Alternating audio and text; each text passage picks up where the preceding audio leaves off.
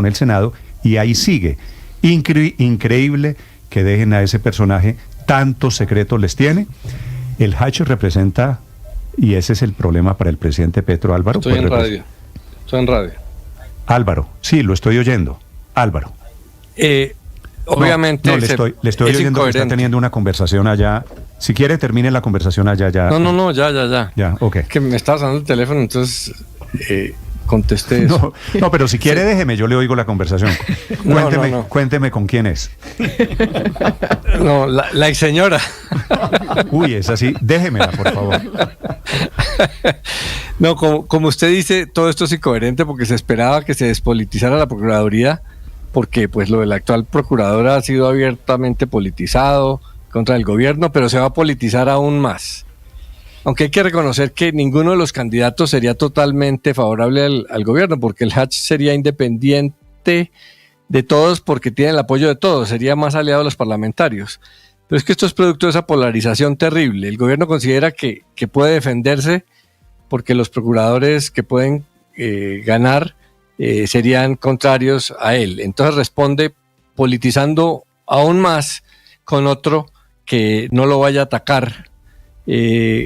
Y entonces se vuelve esto no lo que debería ser una procuraduría que represente a la sociedad y vigile a los gobiernos, sino una pelea entre enemigos y amigos del gobierno. El Hatch termina representándolos a todos, pero usted no dijo, y por Álvaro, eso tiene chance de ganar, pero Álvaro, pues es el no más dijo, politizado de todos. Cuando hablamos ayer de la posibilidad del Hatch, usted no dijo eso, en ese momento no lo sabíamos.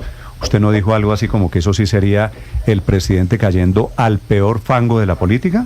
Bajarse al fango. Es entrar al fango, pues poniendo el más político de todos para defenderse de los que supuestamente políticamente estaban en contra. Entonces, y era cierto, la jugada del presidente Aurelio es audaz, porque con el Hatch es cierto, puede ganar, pero con el Hatch sacrifica todo. O sea, yo no creo que el Hatch vaya a llegar a liquidar la Procuraduría. No, el presidente renuncia a esa bandera que ha sido incluso bandera de campaña. El presidente con esto deja de lado la idea de acabar de liquidar la Procuraduría. El presidente termina poniendo un político al frente de un organismo que había prometido iba a estar por fuera de todos los mapas políticos. Acaba con el concurso que él mismo se inventó. Inscríbanse y los invito a tener una Procuraduría independiente. Nada de eso terminó pasando, no de momento. Realmente, Néstor, yo nunca me había sentido tan bien interpretado por Álvaro Forero cuando dice que Petro se bajó al fango. Se bajó al fango, se metió a la arena movediza, está pataleando y chisgueteando de barro a toda la política colombiana. Pero bueno, si Petro votó por Ordóñez, ¿quién se va a aterrar de que vote por el Hatch? Es que esto sí ya... Pero no se le olvide una cosa, que el voto por Ordóñez fue porque a Diego Bravo lo nombraran procurador delegado ante la Corte Suprema. Entonces ya la pregunta no es si Petro se bajó al fango, si Petro cogió al peor politiquero que es secretario general del Congreso de la República, del Senado, desde mayo de 1995, sino que le está dando en contraprestación al Hatch. O sea, esto fue gratis. ¿Sabe es que le pareció que Aurelio, que le está dando? A ver, que eso se sepa. Se la respondo yo con mucho gusto. ¿Sabe qué gana con el Hatch? Ganar. No, el Hatch es el Hatch es el único que puede tratar de que no elijan a los otros, de que era de no, perdóneme, Aurelio, es una victoria pírrica.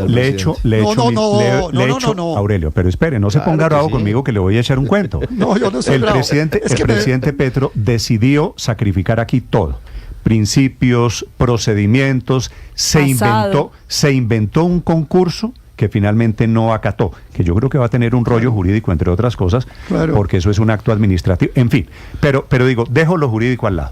El presidente Petro viene con la bandera de que hay que acabar la Procuraduría, de que hay que, todo eso. Esa la abandona y entonces, para ganar, pone a un político que le puede ganar a Barón. Es el único. Y es posible que el Hatch pueda ganarle a Barón. Solo que en el camino, el presidente Petro construye una probable victoria a cambio de sacrificar todo el victoria discurso. Pírrica. No, pero es más allá de ganarle a Barón. Es que no se le olvide, Néstor, que está de por medio, por ejemplo, la elección de magistrados de la Corte Constitucional. Y el señor El Hatch no va a traficar con puestos para conseguir votos en el Senado. Es que no se le olvide todo lo que está pendiente en el Senado. Y el Hatch lo que se vuelve es otra forma de comprar votos en el Congreso de la República. O sea, anote al Hash como el nuevo comprador de votos en el Congreso de la República. No sé, no me si es que gana. Claro que pero obvio es que la verdad, yo no tengo. Es que trapear con las instituciones es el deporte nacional. Héctor, le digo esto, no tengo porque el gusto ahora de decir conocer, que el Hash. No tengo el gusto de conocer al doctor El Hash. Creo que me parece muy arriesgado decir que por va a ser eso, un pero me parece que es un hombre. Bueno, y además tiene que comprar votos en la Corte y en el Consejo de Estado, que son los que postulan magistrados de la Corte Constitucional. Para esa tesis que estoy viendo que están, Héctor, que están difundiendo el día de hoy, que es que lo nombraron para tomarse la Corte Constitucional. Pero es más por la persuasión. Es que trapear con las instituciones es una cosa increíble, la irresponsabilidad como se hace en Colombia. Entonces el señor va a ir a comprar a las Cortes para que postulen a unos amigos de Petro a la Corte Constitucional y después compra al Senado para que los elijan. Es una cosa realmente de un desprecio por las instituciones, ese tipo de comentarios que a mí, Héctor, francamente, me deja impactado. Pero las instituciones en Colombia dependen de las personas que las manejen. Tampoco vamos a hacernos los inocentes ahora. Pero miren, Néstor, a mí me parece que hay tres candidatos, a la Procuraduría. Yo los conozco a todos, Néstor, con unos he tenido más relación que otros y los conozco desde antes o más recientemente, pero por ejemplo al Hash lo conozco hace 30 años, desde que él está en el Congreso, pues era secretario de la Comisión de Ordenamiento Territorial durante largo rato y en ese él llegó de la mano de Aurelio Iragorri Ormaza, ¿verdad? Claro, cuando Aurelio Iragorri fue presidente del Senado en el año 1991. El Hash no es costeño. El Hash nació en Fusagasugá, hizo su vida académica en Popayán y en Popayán conoce a los Iragorri. Pero entiendo que su padre es costeño y por eso es el apellido El Hash. Pero bueno, esa es una anotación al margen porque aquí me dicen que... Entiendo que es costeño y por eso, porque el apellido es el Hash y el Hash es un apellido que es muy presente en Sucre. Muy presente en el departamento de Sucre. Claro, nació en Fusagasugá. Pero es abogado de la Universidad del Cauca y allá fue donde, como dice Ricardo, conoció al doctor Aurelio Iragorri, quien lo trajo al Congreso en el año 1990. Aurelio Iragorri fue presidente del Senado en el año 90 o 91, en el año 90 fue elegido presidente y ahí trajo a Gregorio El Hash desde Popayán, y Gregorio El Hash ahí ha hecho una carrera en la Comisión de Ordenamiento Territorial, estuvo más de una década, y después pues en la Secretaría General. Yo quiero decirle que es un buen abogado, yo lo respeto a él como abogado, me parece además sobre todo un hombre inteligente, porque además administrar este tema del Congreso y sobre todo la formación de las leyes en el caos que se arma en el Congreso para saber cuál es la proposición y cómo se hace y tal, me parece un arte casi mágico. Y pues Barón es también un gran abogado, y Henao ni qué decir, en fin. Y todos tienen el tinte de que han estado vinculados de alguna manera a la política o a sectores políticos, claro, y entonces lo cual los descalifica. Lo cual los descalifica para algunos, pero a mí, que también he estado vinculado con sectores políticos, por supuesto que no puedo aceptar la tesis de que eso los descalifica. Pero es que el hecho de que uno haya ejercido actividad política no lo descalifica para ningún cargo, ni a Henao, ni a Barón, ni a El Hash. Héctor, leo columnas de prensa, leo mensajes en Twitter, por ejemplo, el del profesor Oprimi. La gran acusación a esta terna es porque los tres han tenido vinculación con la política. Entonces, en Colombia, todos los políticos se vuelven esa me la podrían hacer a mí. Pero entonces, digo, hay un silogismo. Entonces yo no puedo aceptar esa descalificación. Pero además es que me parece que hay un problema que es muy malo para la democracia colombiana, que es estar descalificando la política. El otro día se lo decía a unos colegas profesores, aquí todos orgullosos de que es que son independientes, creen que eso los hace muy intelectuales. Y estábamos hablando del fortalecimiento de los partidos políticos en esa reunión en la que se los dije, todos es que los partidos políticos son débiles, no sé qué. Sí, claro, porque ustedes se avergüenzan de cualquier persona que haya estado vinculada con un partido político. El silogismo son políticos, Néstor, han hecho política, en consecuencia son politiqueros. Si son politiqueros, son corruptos y ampones. Son puesteros. Es más o menos lo que quiere decir la acusación de son políticos. Después de oír la biografía autorizada de Gregorio El Hash, quiero hacer la siguiente pregunta. No, pero no sea irónico con Héctor, Aurelio. No, pero no la oímos. ¿Acaso yo me estoy inventando algo? ¿Acaso aquí no hubo una connivencia entre el procurador Ordóñez y la Corte Suprema en el cartel de la toga? ¿Acaso es que a través de la utilización de los organismos de control y de criminalidad no se nombraron? No, pero es que eso ha pasado en Colombia, Néstor. Pero si yo no me estoy inventando la historia de Colombia. El cartel de la toga. Es que quien ha maculado. Pero no se le olvide la relación de Ordóñez con ese grupo de Leonidas Bustos, etcétera, etcétera. Néstor, es que yo no me estoy inventando nada. Bueno, ¿acaso es que yo estoy contra las instituciones? Yo estoy contra las instituciones, sí, pero si los que la han maculado son las que la han ejercido. Yo estoy contra las, o sea, el que denuncia y revela las cosas malas que se han hecho, entonces ahora los que la han manchado resultan los buenos y los que recortamos la historia somos los malos. No, pero, hoy es el día de la teoría de conspiración. Perdóneme, Luis Ernesto, perdóneme un segundo porque está alzando la mano la dama de esta mesa, doña María Consuelo. Los invito a que opinen sobre lo que parece inminente. Ahora, Ricardo, perdón, María Consuelo, el presidente Petro podría arrepentirse del nombre del hash teniendo en cuenta el ruido que está causando. En este momento yo creo que no. Pues podría arrepentirse, pero no va a pasar. Ok, damos casi por un hecho que va a ser está la agenda de almuerzos y comidas lista de aquí a dentro de 3 semanas, Néstor. Esto se fue. Ya 9 todo el mundo está trabajando sobre la terna. Para quien quiera opinar sobre lo que significa el nombre del hash, secretario del Senado, presentado por el presidente Petro a la Procuraduría. María Consuelo. No, y los congresistas tienen la palabra y yo supongo que estudiarán los perfiles, porque por un lado, o sea, más allá de que todos hayan tenido una participación política en la vida y en el Estado, el uno, lo que tiene en la hoja de vida, de acuerdo con la función pública, es haber sido secretario general del Congreso durante toda su vida, durante las últimas décadas. El otro ha sido ministro, es profesor, está en la academia, que es Henao. El otro ha sido personero, que tiene las mismas facultades que tiene la Procuraduría para la defensa de los derechos humanos. Entonces yo lo que sí creo es que además del perfil, la pregunta es si queremos que el presidente Petro tenga fiscal, ternada por él, defensora, ternada por él, y que ahora el ternado por el presidente sea el procurador. Yo creo que sería más saludable para la democracia colombiana que venga de las Cortes o del Consejo de Estado.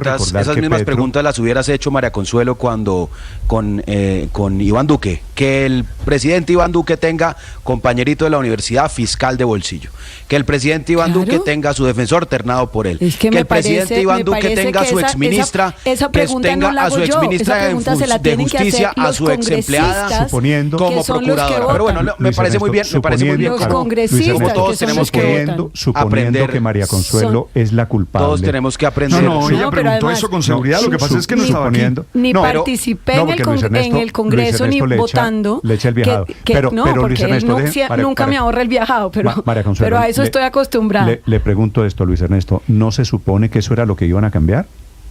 Bueno, es que justamente ahí está la incoherencia del presidente, que prometió algo que no pudo cambiar. Por eso, pero me parece que es importante sincerar las conversaciones. No, sí, claro que las sinceramos. Y yo no voto por el procurador. Permíteme que te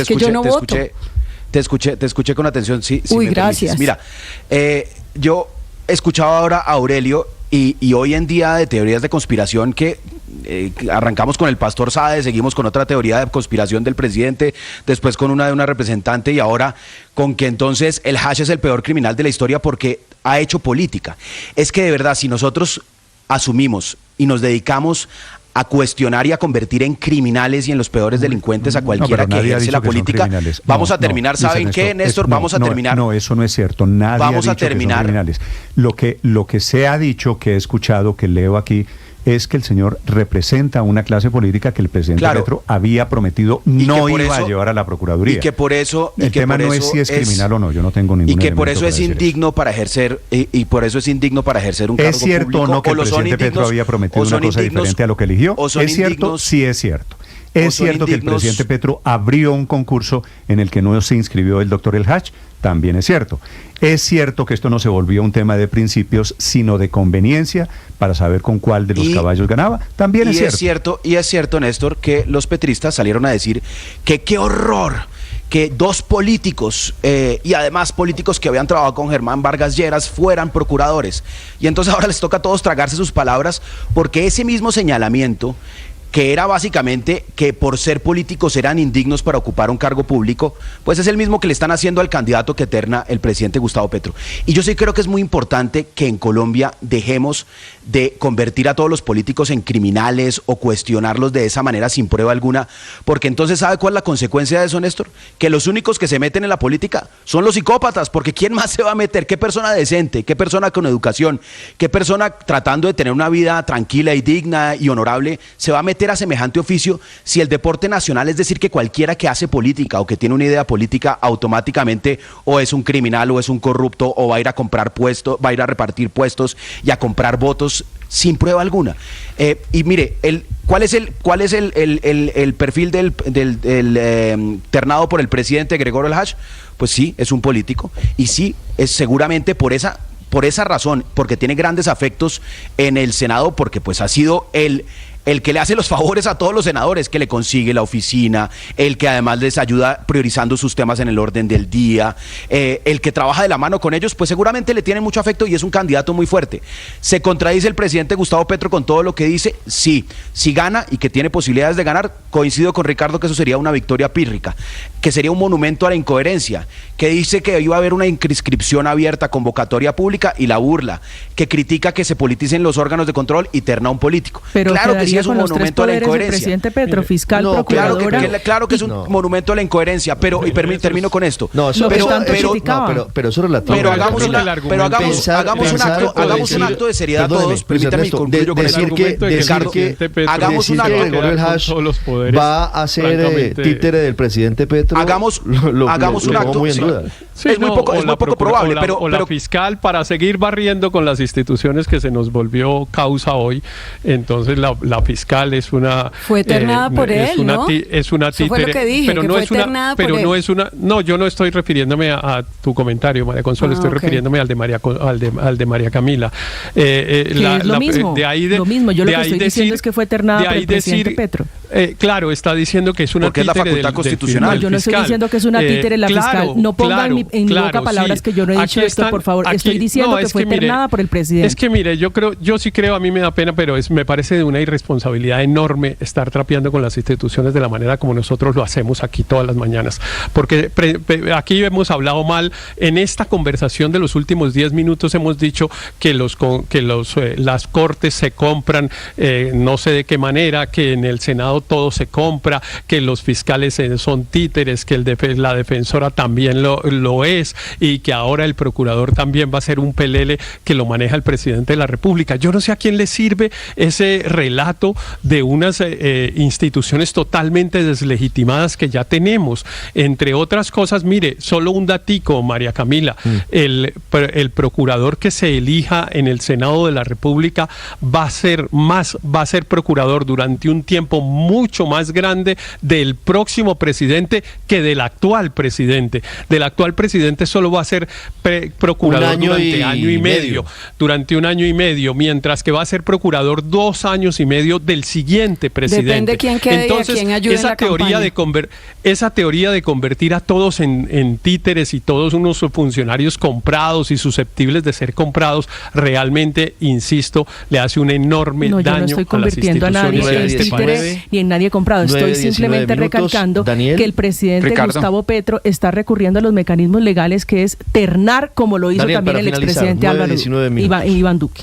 Ricardo, un comunicado de prensa de la Casa de Nariño dice, como lo leía ahorita Camila Carvajal, 45 postulaciones y solo 26 cumplieron los requisitos de formato y anexos de hoja de vida. Lo que exigía esa convocatoria era, me quiero referir específicamente al segundo requisito, 15 años de experiencia en la rama judicial.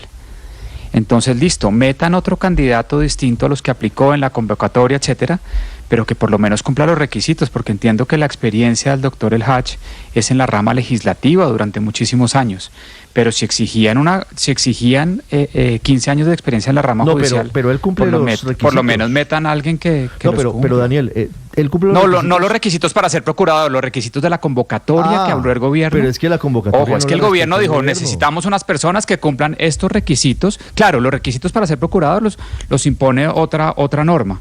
Acá el gobierno dijo, necesito unas personas que cumplan estos requisitos. Uno de ellos era 15 años de experiencia en la rama judicial. Eso no lo puso la Corte Suprema ni nadie más, solo el gobierno. Se lo autoimpuso el gobierno. Meten una persona, pero Daniel, meten una persona distinta. No respetaron los requisitos de la convocatoria, porque si salen con otro candidato que sí cumplía los requisitos de la convocatoria, bueno, listo, es que salió alguien mejor será la causa, que cumple Daniel, las cosas. De una lluvia de demandas que seguramente van a empezar a entablarse una vez se confirme en minutos la posibilidad de que Gregorio El Hash sea el candidato del presidente Gustavo Petro en la terna a la Procuraduría General de la Nación. 9:21 minutos. Escanea este código y suscríbete a nuestro canal de YouTube, @Blue Radio Co. Y disfruta y participa de la programación de Blue Radio. Blue Radio, le ponemos cara a la radio. Blue Radio, la alternativa.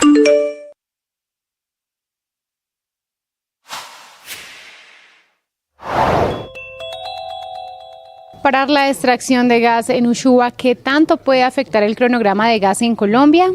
A esto respondió el ministro de Minas y Energía, Andrés Camacho, en Mañanas Blue. Nosotros hemos estado intentando acelerar el cronograma de desarrollo de este proyecto que tendrá unos volúmenes muy importantes para el país. Para hacernos una idea, estamos hablando de un gas que podría estar para abastecer el país a 2030, 2040, así que es muy importante para el país y en lo que consideramos en la impugnación pues ya se han transcurrido todos los procedimientos tanto sociales como ambientales en un proceso desde el 2006.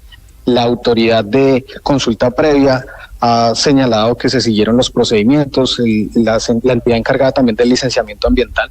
Por supuesto, atendemos el fallo, atenderemos también a la comunidad que la ha presentado, pero pues ya los procedimientos venían avanzando y todas las entidades han certificado que se había cumplido todos los requisitos. Sigue la entrevista completa en nuestro canal de YouTube. En Blue le ponemos cara a la radio.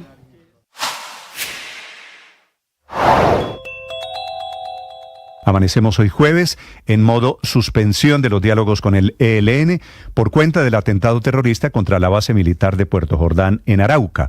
Finalmente, el gobierno decidió no romper la mesa de negociaciones, sino suspenderla, que es un paso intermedio, intentando darle al ELN una última oportunidad. Ya habían dejado pasar decenas de ataques, secuestros y chantajes, pero finalmente fueron los explosivos de Arauca, por la magnitud, por la barbarie, por lo sangriento del ataque, lo que provoca que el presidente Petro, con su equipo, con los negociadores, inclusive con los países garantes, decida la suspensión de los diálogos. Desde Washington, el ministro de Defensa, Iván Velázquez, dice que hay que redoblar esfuerzos y la presión militar contra el ELN. Dicen los negociadores del gobierno que matar a esos 2 soldados, a esos 2 muchachos, dejaron heridos graves a 31, lesiona severamente la credibilidad que debe haber alrededor de un proceso de paz.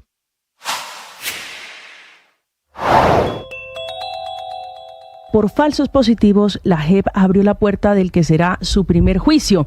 El acusado es el coronel retirado del Ejército, Publio Hernán Mejía. Para él, la Fiscalía de la JEP pidió 20 años de cárcel, la pena máxima establecida en esta jurisdicción especial para quienes no acepten responsabilidad. En su caso, son los hechos que ocurrieron en el batallón La Popa, en Valledupar, una base militar que se convirtió en uno de los símbolos de los falsos positivos cometidos por algunos integrantes del Ejército Nacional. Fueron 72 asesinatos o estos crímenes extrajudiciales de los tantos que se cometieron allí que se le atribuyen al coronel Mejía, que en la JEP y en la jurisdicción ordinaria ha sostenido su inocencia por estas muertes que se registraron entre diciembre de 2001 y noviembre de 2003. Al coronel retirado le están acusando de haberse aliado con el bloque norte de las AUC, de idear, diseñar y ejecutar a través de un plan criminal lo que consistió en asesinar personas de la población civil inocentes para presentarlas como bajas en combate, para dar una falsa percepción de seguridad a la sociedad en Valledupar y con otro propósito, consolidar su imagen como el mejor oficial del ejército en esa época.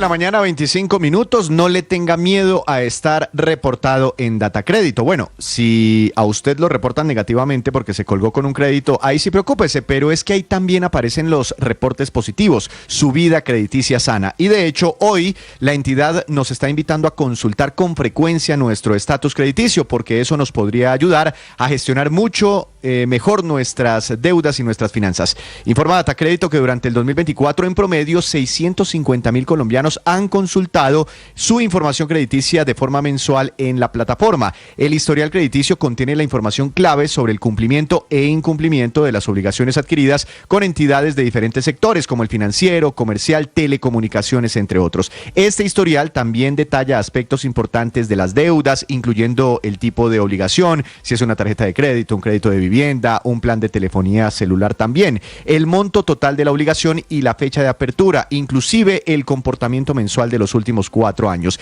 El 93% de los datos registrados en la base de datos de Datacrédito son positivos, es decir que la mayoría de los deudores son muy buena paga y pueden usar esta información a su favor. Datacrédito encuestó a 5,000 usuarios y el 80% manifestó que acceder a su información ha tenido un impacto positivo en su vida crediticia porque han podido planificar. Explica además que cualquier persona puede consultar su información de manera gratuita e ilimitada y recomienda hacerlo al menos una vez al mes y siempre antes de solicitar un crédito. Así que piérdale el miedo a las centrales de riesgo y al contrario, use esta información a su favor.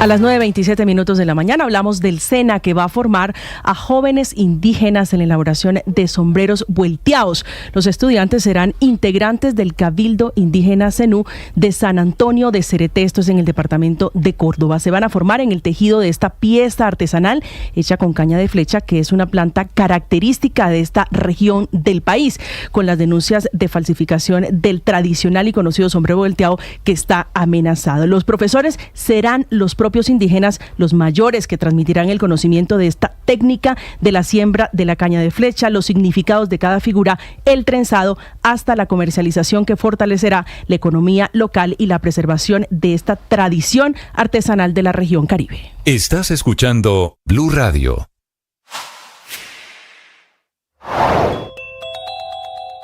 No solamente se están detonando todos los aparatos electrónicos de comunicaciones como beepers y walkie-talkies allí por el ejército de manera controlada, sino que también se está prohibiendo de manera taxativa que nadie suba a los aviones con estos aparatos. Respecto a de dónde venían los beepers, recordemos que ya se había descubierto que se sospechaba que Israel había intervenido la importación de beepers que había hecho, unos 5,000 beepers que había hecho una empresa taiwanesa, Hezbollah. La empresa taiwanesa Gold Apollo lo que dijo es que ellos habían licenciado los derechos, la forma de hacer estos beepers a una empresa húngara que sería Back Consulting. Bueno, investigación periodística del New York Times lo que ha descubierto es que Back Consulting es una de 3 empresas fantasmas creadas por israelíes para poder enmascarar las identidades de oficiales de inteligencia que estaban interviniendo esos buscapersonas.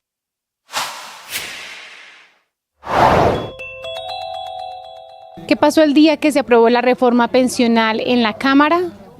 Eso fue lo que nos contó la representante a la Cámara, Catherine Juinao, en Mañanas Blue. En la plenaria del 14 de junio, nosotros íbamos a discutir la ponencia para cuarto debate de la reforma pensional de la Cámara de Representantes. El texto de la ponencia para la plenaria de Cámara era sustancialmente distinto al de Senado. Había sufrido muchísimas modificaciones en diversos aspectos y pues obviamente no aplica, como quieren hacer creer la bodega petrista, que es que con el hecho de que en Senado se hubiese publicado una ponencia en abril, pues eso ya se cumple con el principio de publicidad. No, la Corte Constitucional además tiene precedentes sobre eso, en donde la Corte es muy clara. La publicidad de la Gaceta a discutir en ese debate tiene que publicarse antes. Si no se hace antes, pues entonces se pueden recurrir a algún camino alternativo, como que, por ejemplo... Una noticia: en Medellín acaba de hablar la procuradora Margarita Cabello, que dice que las negociaciones son importantes, pero cuando un grupo como el ELN incumple la voluntad de paz, el Estado tiene que actuar con firmeza. La que hoy también ordena el ministro Iván Velázquez desde los Estados Unidos, tras el atentado de hace 48 horas en Puerto Jordán, en el departamento de Arauca, que deja hasta el momento 2 militares muertos y más de 30 heridos. El alcalde de la capital del departamento, el alcalde de la ciudad de Arauca, es Juan Alfredo Cuenza. Señor alcalde, buenos días. Bueno, muy buenos días a ustedes y gracias por permitirnos estos espacios. Alcalde, ¿cómo les fue en el Consejo de Seguridad que lideró este miércoles la viceministra de Defensa? Bueno, realmente preocupado, más preocupado de lo normal, en el entendido que lamentablemente en un ataque a una garita nos asesinaron a 2 soldados, luego en otro atentado en el municipio de Saravena asesinan 2 policías y en el último atentado en Puerto Jordán hieren a más de 30 personas y asesinan a 2 policías, a dos soldados. Y el resultado de esto es un Consejo de Seguridad liderado por una viceministra que no tiene poder decisorio ni hizo compromisos en el territorio. Es decir, un Consejo de Seguridad que es el saludo a la bandera, como siempre ha ocurrido en esos territorios apartados del país. Y es tan indignante que ni siquiera el gobierno nacional puso un solo peso para ofrecer una buena recompensa, para buscar a los responsables de este accionar, sino que los 100 millones de pesos de los cuales está hablando de recompensa los está poniendo el departamento de Arauca a través del Fondo de Seguridad. No se llegó a ninguna conclusión, no hubo ningún compromiso, no hablaron del mejoramiento de nuestras tropas militares, no hablaron del aumento de estas tropas y tampoco se habló del mejoramiento tecnológico, el tema de drones que es necesario, las cámaras de seguridad que es la que nos permiten no desplegar tanto ejército y tanta fuerza pública, sino que cubrir esas zonas donde no podemos llegar con cámaras de seguridad. Realmente, como alcalde de la capital, me negué rotundamente a ser parte de esa entrevista o de esas declaraciones, porque para mí ese Consejo de Seguridad fue un saludo a la bandera más, alcalde, y no se tomaron acciones de absolutamente nada. Asumo que usted estuvo en el Consejo de Seguridad, ahí estamos viendo en nuestro canal de YouTube las imágenes de apoyo de la reunión. ¿Usted estuvo ahí en la mesa? Todo el tiempo duré, escuché, pero no se sacó una sola conclusión de peso frente a cómo va a ser el accionar de nuestra fuerza pública o cuáles son las directrices que van a tomar de aquí en adelante. Y yo hago 2 advertencias, se las hice ayer en la mesa. 1, este fue un abrebocas del ELN, que es el brazo armado más fuerte que está en el departamento de Arauca con el Frente Domingo Laín, es un abrebocas para lo que se viene con la ruptura de esos diálogos de paz. Y 2, me preocupa la seguridad de Arauca capital porque tenemos conocimiento de que están armando explosivos en una volqueta y en un Renault para meternos acá en Arauca capital y probablemente uno de los objetivos de esos grupos al margen de la ley va a terminar siendo la cárcel de Arauca porque se está repitiendo lo que vivimos hace muchos años. Hace muchos años a la Brigada 18 le metieron un carro bomba y meses después, días después, liberaron a alias Pablito de la cárcel de Arauca. Exactamente, y hoy en día, gracias a esos diálogos de paz, tenemos más de 48 personas que hacen parte de esa estructura guerrillera que son de alta peligrosidad y están en la cárcel de Arauca, que es una cárcel que no cuenta con las condiciones para tener personas de ese alto grado de peligrosidad. Alcalde, todo esto lo hemos anunciado y no se han tomado decisiones. Mire, estoy viendo que en la mesa directiva del Consejo de Seguridad estuvo el comandante de las fuerzas militares, estuvo el comandante del ejército, estuvieron altos mandos de la policía, la viceministra de Defensa, y usted nos cuenta que no hubo ninguna medida, ningún anuncio importante para reforzar la seguridad en Arauca.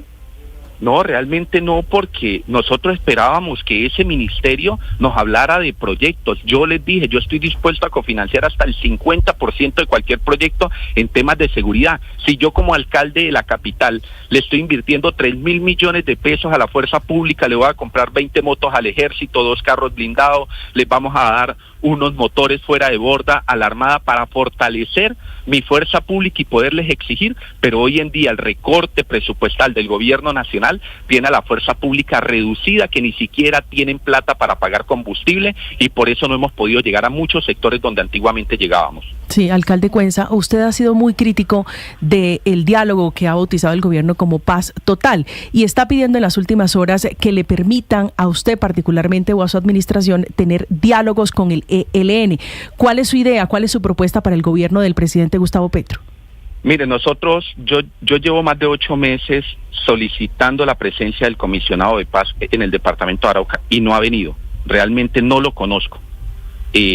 Solicitándole que nos permita a la clase política del departamento de Arauca buscar esos diálogos en la región.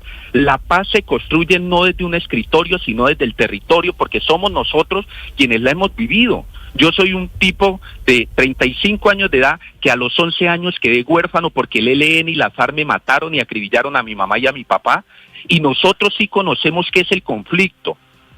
Y esas dos guerrillas, el ELN y la FARC, han anunciado cualquier cantidad de veces que están dispuestos a sentarse en un diálogo regional. Pero es que la paz se construye desde acá. Acá es donde tenemos que buscar que la clase política, pero también la población civil, que es la que está llevando el tableado ahorita, logre hacer presión a estos grupos al margen de la ley y nos sentemos en una mesa, pero una mesa que sea seria, que sea responsable, que pare el accionar militar de esos grupos al margen de la ley, porque hoy tengo que decirlo, mientras en Bogotá hace 2 años se empezó a hablar de la paz total, nosotros en esos 2 años llevamos más de 800 muertos, porque acá nunca funcionó esa paz total, porque no nos han tenido en cuenta a nosotros como territorio. Alcalde Cuenza, quiero hacerle una última pregunta. El cabecilla del Frente Domingo Laín, alias Raúl, sería el responsable de ordenar no solamente el ataque contra la base militar en Puerto Jordán, que dejó 2 soldados muertos y otros 29 o 30 heridos, sino también estaría vinculado a otros actos terroristas recientes y pasados, como el de la Escuela General Santander en Bogotá. ¿Ustedes tienen información de que alias Raúl se esconde en Venezuela? No, la información es una información pública. Los miembros de la guerrilla, de la FARC, del ELN, los grandes cabecillas no están en nuestro territorio. Ellos delinquen desde Venezuela. Es que aquí es muy fácil porque es que tenemos una frontera muy porosa, 288 kilómetros, que lo único que hacen es accionar un gatillo, tirar una granada, pasar el río y ya están protegidos por el gobierno venezolano. Un gobierno que ha sido cómplice a los grupos al margen de la ley y allá los resguarda en el territorio venezolano. 938 es el alcalde de Arauca Capital. Con nosotros, alcalde Juan Alfredo Cuenza, muchas gracias. No, muchísimas gracias a ustedes. Estás escuchando Blue Radio. Escanea este código y suscríbete a nuestro canal de YouTube, @Blue Radio Co. Y disfruta y participa de la programación de Blue Radio. Blue Radio, le ponemos cara a la radio. Blue Radio, la alternativa.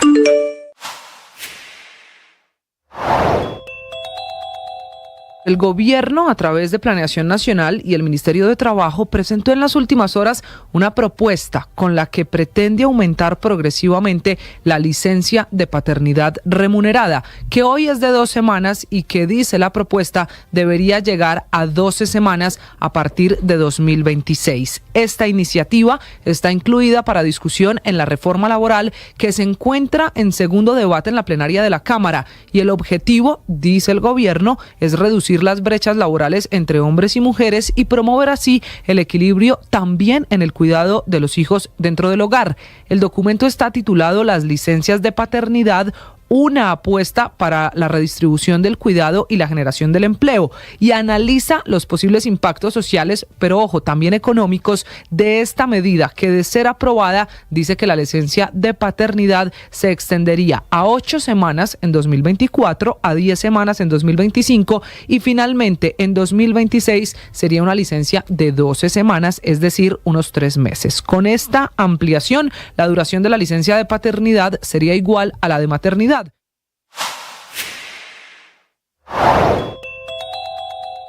Europa acaba de reconocer a Edmundo González como el presidente legítimo de Venezuela. Vendrán decisiones individuales ahora de los 27 países miembros de la Unión Europea sobre qué hacen con Nicolás Maduro, sobre qué hacen con Venezuela a partir de enero, cuando debería ser la posesión de este señor Edmundo González, que por otro lado es el motivo de la gran controversia, porque apareció una carta de 2 páginas firmada por él, aparentemente voluntaria, dice el régimen de Maduro, declaración en la que reconoce reconoce la autoridad del Tribunal de Justicia y reconoce a Maduro como el ganador de las elecciones del 28 de julio. Es decir, Edmundo González le da un golpe durísimo a quienes sostienen que él es el presidente legítimo.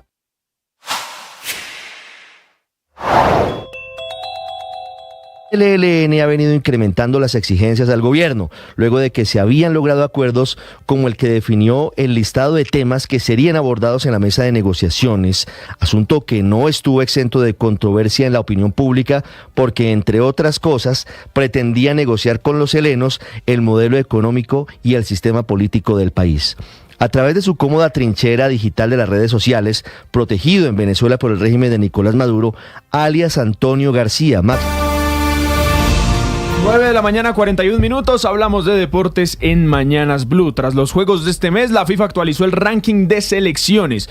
No hubo cambios en el top 10, donde la selección Colombia figura en el 9º lugar, siendo superada solamente por Portugal, Países Bajos, Bélgica, Brasil, Inglaterra, España, Francia y Argentina, que lidera aún el ranking mundial. Y atención que hay castigo para los jugadores de Atlético Nacional que fueron grabados de fiesta tras el juego frente a Alianza en Valledupar hace 3 días por la ida de los octavos de final de la Copa Colombia. Hoy será el juego de vuelta y en la lista de convocados no figuran Chipi Castillo, Joan Castro, Dairon Asprilla, Kilian Toscano ni Jorman Campuzano. David Ospina tampoco estará en el juego, pero por una lesión en su aductor de la pierna izquierda. Y en el Mundial Sub-20 de nuestro país tendremos final asiática. Corea del Norte y Japón definirán a la campeona. Todos los detalles con Juan Carlos Cortés desde Cali. Hola Juan Camilo, buenos días. Y el Mundial Femenino Sub-20 ya conoce sus finalistas. Será definición asiática, la segunda de la historia de estos eventos. Corea del Norte derrotó 1-0 a los Estados Unidos y aunque las norcoreanas fueron superiores en su juego de principio a fin, un solo gol fue suficiente para el zurdazo de Choi Il-son, que dejó parada a Guay. Il-son Cho played in with a delightful pass and the finishing is clinical again. They are ruthless. Think you've got everything covered and they're through you. Top quality. Ri Song-ho, técnico de Corea del Norte. Nos sentimos con seguridad para la final. El equipo fue muy organizado, aplicó cada decisión táctica y jugó un muy buen partido. Cuarta final de su historia y van por su tercera corona. Quien ya se habituó a las finales fue Japón, con un par de gran jugadas colectivas y las estocadas de Manaka Matsukubo, que hizo doblete. Las niponas vencieron 2-0 a Países Bajos y se metieron a su tercera final de modo consecutivo y ahora irán por su segundo título. Ahí está Matsukubo, pierna derecha, balón al fondo, gol de Japón. De nuevo, Matsukubo para el doblete. Un pase preciso. Hayama lo ubicó. Llegó el segundo de Japón. Manaka Matsukubo, mediocampista de Japón. La fuerza que tenemos está en nuestro grupo y el esfuerzo del equipo. Cada una de las jugadoras juega para el equipo y así lo hicimos hasta el final. Dos finalistas, un mismo continente, pero un solo lugar para relevar a España en el trono de campeonas.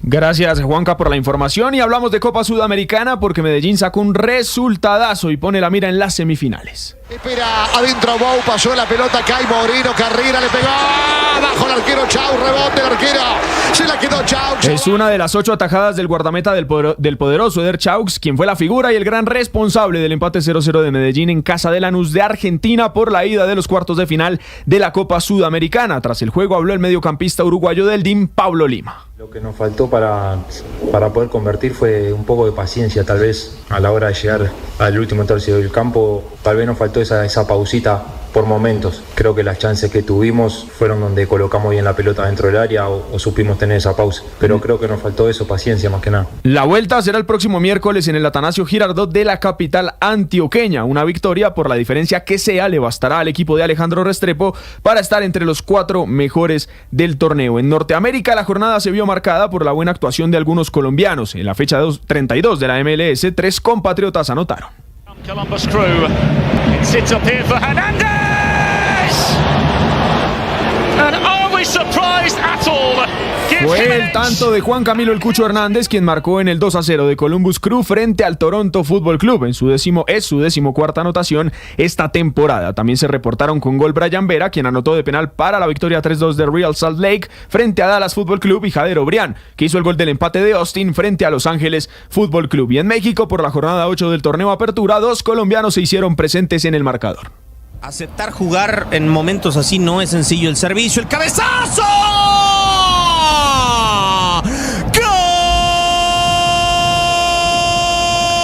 Es gol de Óscar Estupiñán. El ex Once Caldas anotó el primero de Juárez en la derrota 3-2 frente a Monterrey, haciendo su debut goleador con este equipo. El otro tanto de los Bravos fue de Diego Baloyes. A Tijuana tienen 14 puntos todos.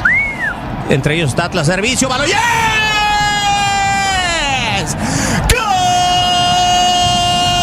Al final Juárez perdió 3-2 frente a Monterrey. Y hoy sigue la Champions League en la primera jornada de la fase de la Liga.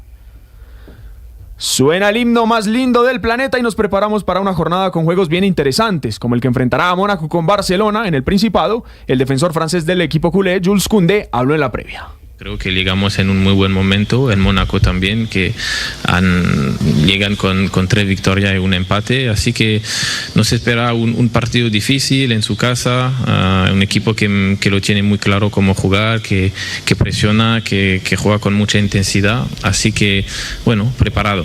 El otro juego interesante es Atlético de Madrid frente a Leipzig de Alemania en la capital española. El Atalanta también recibe al Arsenal, Feyenoord de Países Bajos al Leverkusen, Estrella Roja de Serbia al Benfica y el Brest de Francia será local frente al Storm de Austria. Y seguimos celebrando por cuenta del patinaje. Cantemos el oro, celebremos Colombia. Colombia en medalla de oro, señoras y señores. Gabriela Isabel Rueda. Otro oro para Colombia, esta vez fue Gabriela Rueda, quien cerró la participación colombiana en el patinaje de ruta, colgando la presea dorada en la prueba de los 10.000 metros puntos, superando a la alemana Larissa Geiser y a la francesa Alison Bernandi. Ya nos coronamos campeones del patinaje de pista y seguimos en la pelea por el título de ruta. Ya sumamos 18 medallas de oro en total. Y cerramos con béisbol porque no para el show del cartagenero Gio Urshela en las Grandes Ligas.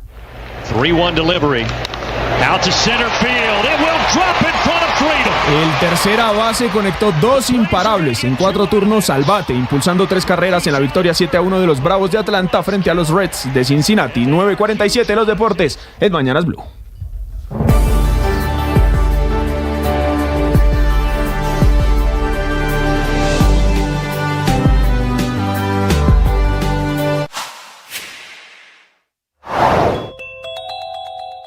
Después de una verificación de condiciones, el restaurante Andrés Carne de Rechía obtuvo un certificado de la ARL Sura, que indica que existen condiciones seguras para los trabajadores en este establecimiento. La ministra del Trabajo, Gloria Ramírez Ríos. Una vez validada la certificación emitida por la aseguradora de riesgos laborales Sura respecto de la verificación del cumplimiento de medidas de seguridad y salud en el trabajo del establecimiento de comercio Andrés Carne de Res, ha ordenado el levantamiento de la paralización.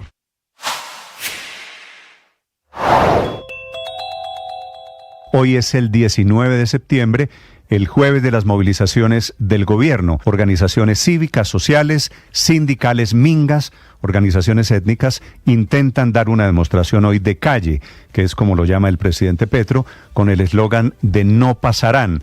El presidente intentando, el gobierno, sus afectos, intentando presionar a la Corte Constitucional, que debe tomar una decisión sobre el futuro de la reforma pensional, regular aprobada por el Congreso, con muchos problemas de forma, y que se podría caer. Intentan presionar por eso a la Corte Constitucional. Existimos para ser felices.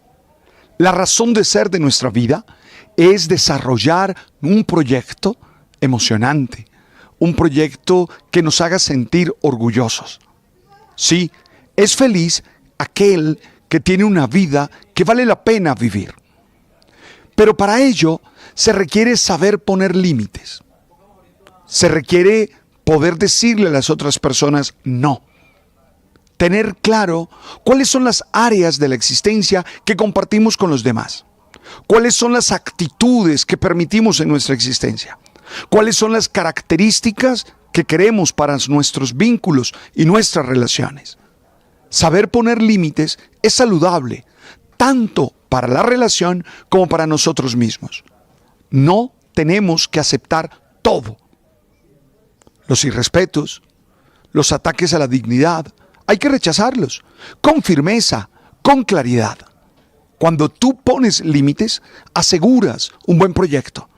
Aseguras que los otros sepan confiar en ti. Hoy te invito a ser feliz, a tener alegría, a tener gozo, sabiendo poner límites. Tú sabes.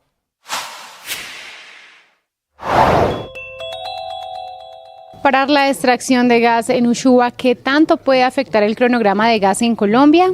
A esto respondió el ministro de Minas y Energía, Andrés Camacho, en Mañanas Blue. Nosotros hemos estado intentando acelerar el cronograma de desarrollo de este proyecto, que tendrá unos volúmenes muy importantes para el país. Para hacernos una idea, estamos hablando de un gas que podría estar para abastecer el país a 2030, 2040, así que es muy importante para el país, y en lo que consideramos en la impugnación, pues ya se han transcurrido todos los procedimientos, tanto sociales como ambientales, en un proceso desde el 2006. La autoridad de consulta previa ha señalado que se siguieron los procedimientos, la entidad encargada también del licenciamiento ambiental. Por supuesto, atendemos el fallo, atenderemos también a la comunidad que la ha presentado, pero pues ya los procedimientos venían avanzando y todas las entidades han certificado que se había cumplido todos los requisitos. Sigue la entrevista completa en nuestro canal de YouTube. En Blue le ponemos cara a la radio.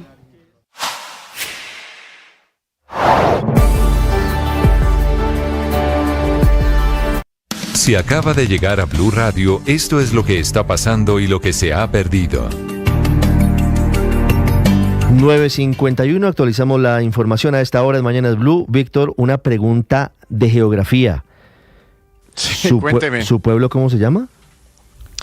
El Colegio Cundinamarca. Eso, gracias. Pero pues, no, gracias. Pues el toda colegio. la vida le hemos dicho mesitas. Le dicen mesitas del colegio, pero el municipio se llama El Colegio. Gracias. Sí, en el mapa aparece el Colegio Cundinamarca. El Colegio Cundinamarca. En el Colegio Cundinamarca, Víctor, hay un proyecto energético que está adelantando Enel, que a esta hora lleva a protestas que adelantan integrantes de la comunidad justamente al frente de esta multinacional en el Parque de la 93 en Bogotá. Cristian Correa.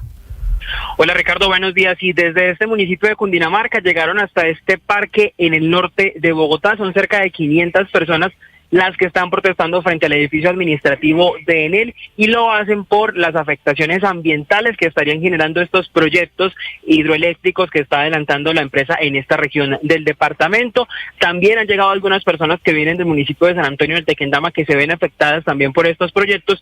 Su protesta básicamente es por las afectaciones ambientales, y también lo están haciendo por las tarifas. Ellos dicen que a pesar de que en su zona están ubicados los proyectos hidroeléctricos, sienten que están pagando las mismas tarifas que pagan las personas en las grandes ciudades y los estratos más altos. En este momento, por consecuencia de este plantón, hay que decirlo, es un plantón, no es una movilización. Por el momento van a estar ubicados en este punto.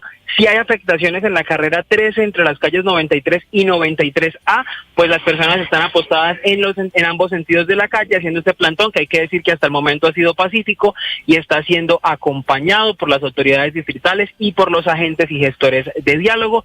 Nosotros continuaremos atentos acá a cómo avanza este plantón y también a la respuesta y a la posible comunicación que entregue la empresa a estas comunidades que han venido hasta Bogotá, cerca de 500 personas, a protestar frente a las instalaciones de Enel en el norte de la capital. Cristian, esa bandera gigante de colores verde, amarillo y azul, ¿es la bandera del Colegio Cundinamarca o por qué la están llevando los manifestantes? Esta que estamos viendo aquí en el canal de YouTube.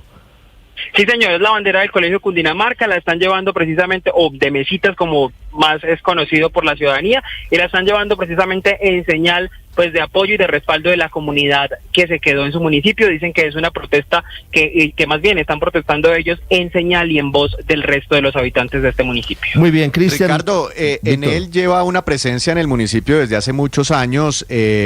Allá tiene varias hidroeléctricas. Desde Mesita se genera, digamos, una parte. Hace muchos años era una parte importante de la energía que se consumía en Colombia. Todavía quedan unas generadoras que aportan algo de esa energía. Yo no sé si para la gente que conoce, cuando baja más allá del Salto del Tequendama, empieza a ver como unas tuberías por la carretera. Esa es infraestructura de Enel. Esas tuberías llegan al municipio y mueven allá unas turbinas y generan energía. Allá hay 3 hidroeléctricas, si mal no me acuerdo, está el Paraíso, la Huaca, el Darío Valencia, y digamos que históricamente han existido esos roces entre la comunidad y la empresa por la operación. Últimamente, digamos, han estado inconformes por impactos sobre las vías, impactos ambientales y algunas peticiones que pide la comunidad, digamos, como un mayor aporte económico que le exigen a la empresa sobre el municipio. De hecho, Ricardo, una curiosidad, las ferias y fiestas de mesitas del colegio se llaman así, el Festival Turístico de la Luz, porque hace muchos años pues se reconocía a Mesitas como generador de energía y así fueron bautizadas sus ferias y fiestas. Cuando usted va al parque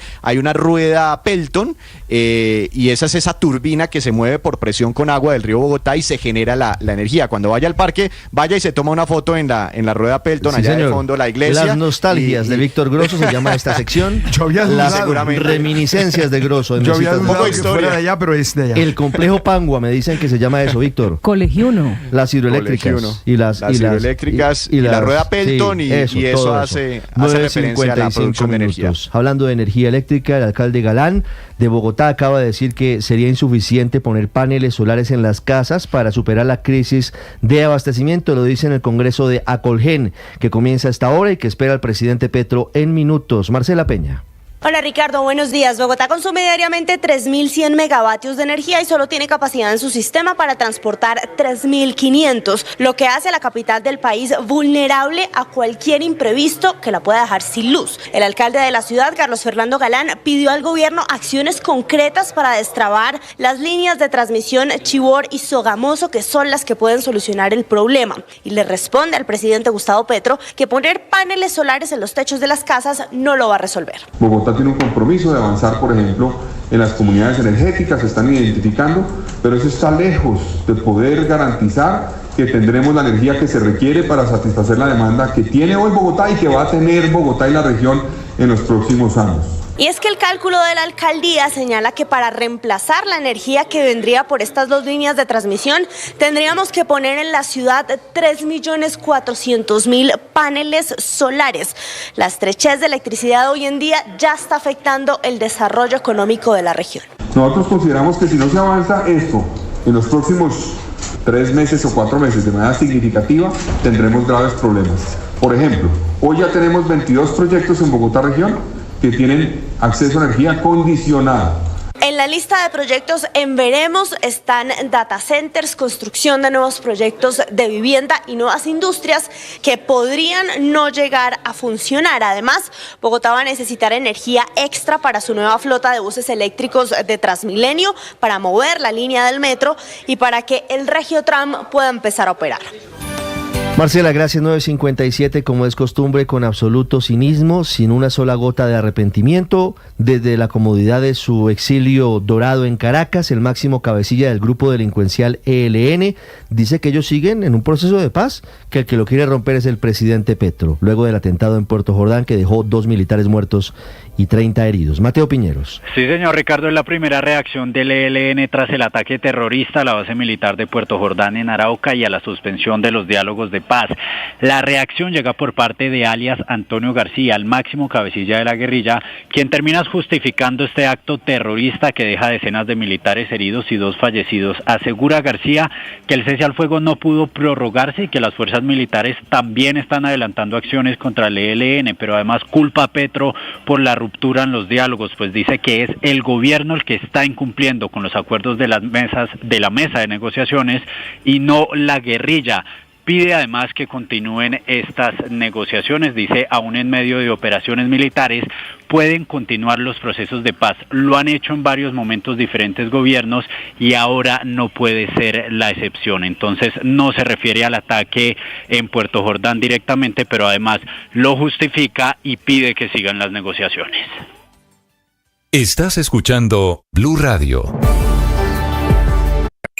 Escanea este código y suscríbete a nuestro canal de YouTube, @Blue Radio Co. Y disfruta y participa de la programación de Blue Radio. Blue Radio, le ponemos cara a la radio. Blue Radio, la alternativa. Que podría ser la estrella en ascenso. Por otro lado, saludarlos, aquí estamos desde Mañanas Blue, enseguida.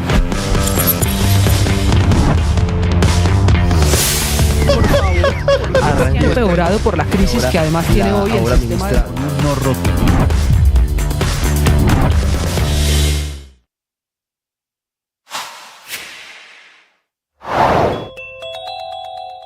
Por falsos positivos, la JEP abrió la puerta del que será su primer juicio. El acusado es el coronel retirado del Ejército, Publio Hernán Mejía. Para él, la Fiscalía de la JEP pidió 20 años de cárcel, la pena máxima establecida en esta jurisdicción especial para quienes no acepten responsabilidad. En su caso, son los hechos que ocurrieron en el batallón La Popa, en Valledupar, una base militar que se convirtió en uno de los símbolos de los falsos positivos cometidos por algunos integrantes del Ejército Nacional. Fueron 72 asesinatos o estos crímenes extrajudiciales de los tantos que se cometieron allí, que se le atribuyen al coronel Mejía, que en la JEP y en la jurisdicción ordinaria ha sostenido su inocencia. Se ha presentado una nueva controversia frente al tema de tierras en el gobierno del presidente Gustavo Petro por una información según la cual se estaría intentando la compra de tierras en el Parque Nacional de los Nevados, en límites entre Risaralda y Quindío, muy cerca en realidad del municipio de Santa Rosa de Cabal, en Risaralda en particular, para entregárselas a indígenas del pueblo Misac, que viven en el departamento del Cauca. Y eso generó muchas preocupaciones sobre diferentes aspectos ambientales, de adaptación de estos indígenas al clima que en la zona es inclemente, y frente a la necesidad de disponibilidad de tierras para los campesinos y personas en el propio departamento de Risaralda. Este miércoles el director de la Agencia Nacional de Tierras, Felipe Harman, había desmentido esa posibilidad. Escribió en su cuenta de X: no existe